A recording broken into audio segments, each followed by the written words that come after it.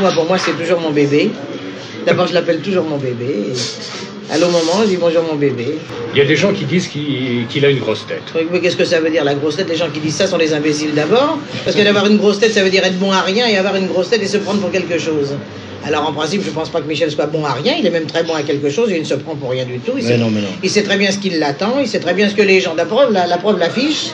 Il sait très bien que les gens attendent au coin de la rue là-bas pour le... Hein, pour le fusiller, il a bien fait, mais enfin, il n'a pas la grosse tête, c'est plus les imbéciles qui ont la grosse tête. Et comme il ne fait pas partie des imbéciles, absolument pas. Tout à l'heure, devant l'affiche de Michel, vous avez parlé d'une merveille. C'est ma petite merveille, ça s'appelle ma grande merveille. Les deux merveilles de la famille. Il a toujours vécu dans le milieu du spectacle, évidemment, mais au départ, il n'était pas tellement partant. Oui, il voulait devenir docteur, alors... Oui, seulement quand il a vu les études qu'il fallait faire, il s'est dit, ça y est, ça c'est pas tout à fait mon rayon. Alors il a changé d'avis. Et puis son père, après, l'a pris avec nous, dans le cabaret où nous étions. Et puis après, il est parti tout seul avec Fugain, ils ont fait un duo tous les deux, et ils ont fait le tour de France avec leur guitare pour essayer de placer leurs chansons.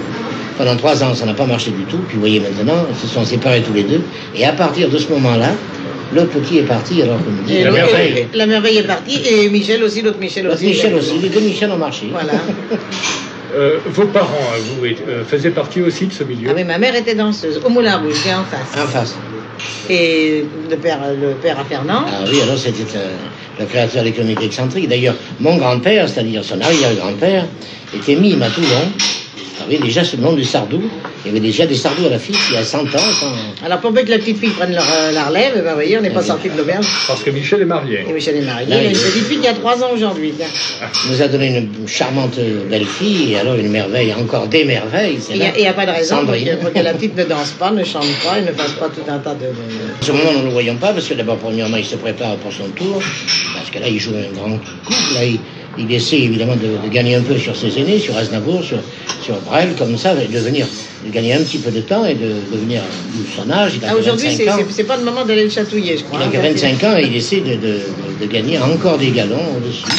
Mon Dieu, il tente le coup, il a raison. Hein. Il a raison. C'est sa façon à lui. Vous êtes déjà monté sur ces planches, vous? Oui, dans le même théâtre, oui, avec Joséphine Baker, Cocatrix m'a engagé pour jouer une revue, il y avait dans cet endroit-là, quoi. Et moi, ma mère y a travaillé en 17-18, elle était... Maurice Chevalier, Saint-Granier, tout ça. C'est une affaire de famille. Voilà, il n'y a que moi qui n'ai jamais travaillé dans ce théâtre-là. Quand je le vois en scène, alors j'oublie absolument que c'est mon fils, et je vois un gars formidable, il faut bien le dire, avec beaucoup de qualité, il faut bien le dire, et je suis ravi que ce soit lui qui possède tout ça.